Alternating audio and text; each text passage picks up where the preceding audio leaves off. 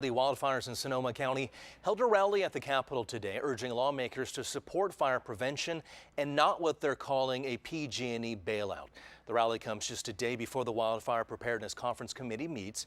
The victims group is warning that committee to not protect PG&E as well as any other utility companies from any responsibility for future damages.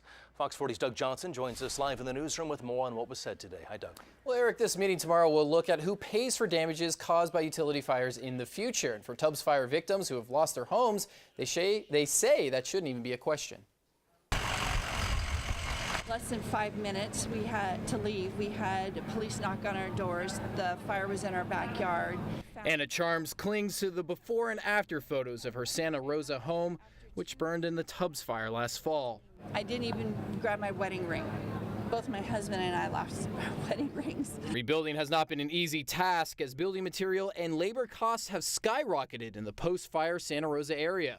Prices are doubling to rebuild homes, and so I can't build this with the insurance money that I have. Charms was among dozens of fire survivors who came to the state capitol Wednesday, voicing concern over PG&E's lobbying efforts to change the state's constitution so that the company won't have to pay for damages caused by wildfires. What their proposal would do is to take away, it's called inverse condemnation, take away your rights to be immediately reimbursed for economic damage that utility caused. Patrick McCollin is co-chair of Up From the Ashes, the victims group who put on today's rally, and a survivor of the Tubbs fire himself. And an off-duty fireman happened to come by, saved our lives, and not for him I wouldn't be talking to you today. He says the proposed wildfire management plan backed by Governor Brown could change the state's liability laws, protecting PG&E and leaving victims footing the bill. They've been convicted and they've been found in the recent fires of not following CAL FIRE standards. They're being proposed to the DA.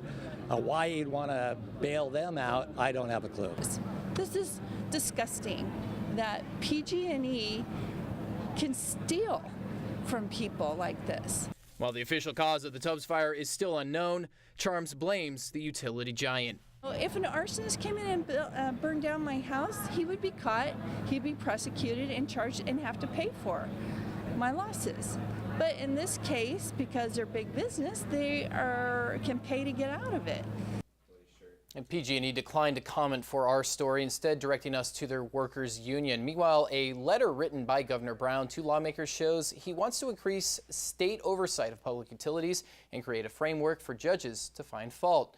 Now, the governor's office does encourage anyone who has an interest to attend tomorrow's committee meeting at 2 o'clock at the state capitol. In our newsroom tonight, Doug Johnson, Fox 40 News. Doug, thank you. Fox 40 remains on Wild.